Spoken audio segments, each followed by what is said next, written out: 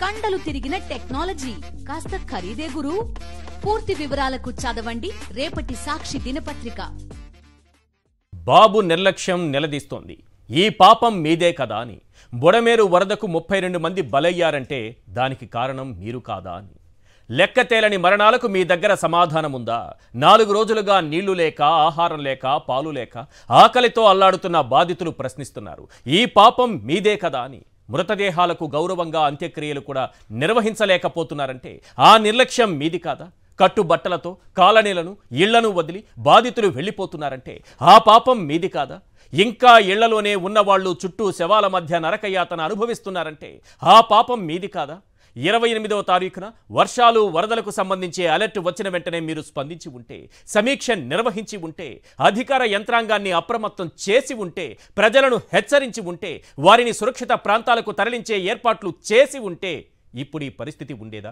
ఇంత నష్టం జరిగి ఉండేదా? ఇన్ని ప్రాణాలు పోయి ఉండేవా? ఇన్ని కుటుంబాలు రోడ్డున పడేవా?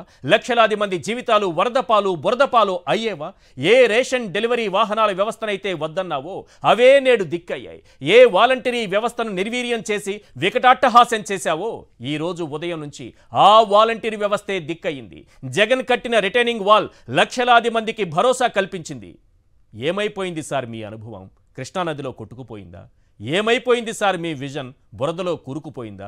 మార్చురీలో ఉన్నవి, కంటికి కనిపిస్తున్నవి 32 మృతదేహాలే కావచ్చు. కంటికి కనిపించనివి వరదలో కొట్టుకుపోయి సముద్రంలో కలిసిపోయినవి అంతకు మించి ఉండొచ్చు. మరి ఇన్ని ప్రాణాలు వరదలో కలిసిపోవడానికి మీ ప్రభుత్వ నిర్లక్ష్యం, వైఫల్యం కారణం కాదా? ఇవి బాధిత కుటుంబ సభ్యులు అడుగుతున్నటువంటి ప్రశ్నలు. వీటితో పాటు ప్రధానంగా మరో 10 ప్రశ్నలు అడుగుతున్నారు. అవేంటో ఒక్కసారి మనం స్క్రీన్ పైన చూద్దాం. Question number 1. గత నెల 28నే రెయిన్ అలర్ట్ వస్తే కనీసం సమీక్ష జరపలేదు, ప్రజలను అప్రమత్తం చేయలేదు. ఇది మీ నిర్లక్ష్యం ఖరీదు, అవునా కాదా? Question number 2. బుడమేరుకు చరిత్రలో చూడని రికార్డు స్థాయి వరద వస్తుంటే దిగువ ప్రాంతాల ప్రజలను హెచ్చరించలేదు. ఇది మీ నిర్లక్ష్యం ఖరీదు, అవునా కాదా? Question number 3. 4 లక్షల మంది ప్రజల జీవితాలు వరదలో బురదలో కూరుకుపోయాయి. ఇది మీ నిర్లక్ష్యం ఖరీదు, అవునా కాదా? Question number 4.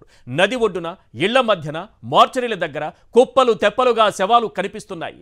ఇది మీ నిర్లక్ష్యం ఖరీదు, అవునా కాదా? Question number 5.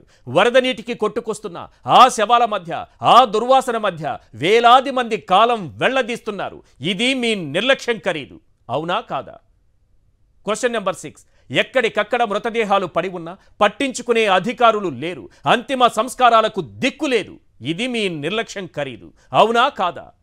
Question number 7. వేలాది మంది ఇళ్లను, ఇంట్లో సామగ్రిని వదిలి కట్టుబట్టలతో విజయవాడ వదిలి వెళ్ళిపోతున్నారు. ఇది మీ నిర్లక్ష్యం ఖరీదు, అవునా కాదా? Question number 8. 4 రోజులు గడుస్తున్నా ఇంకా అవే హాహాకారాలు, ఆర్తనాదాలు, ఆకలి కేకలు వినిపిస్తున్నాయి. ఇది మీ నిర్లక్ష్యం ఖరీదు, అవునా కాదా? Question number 9.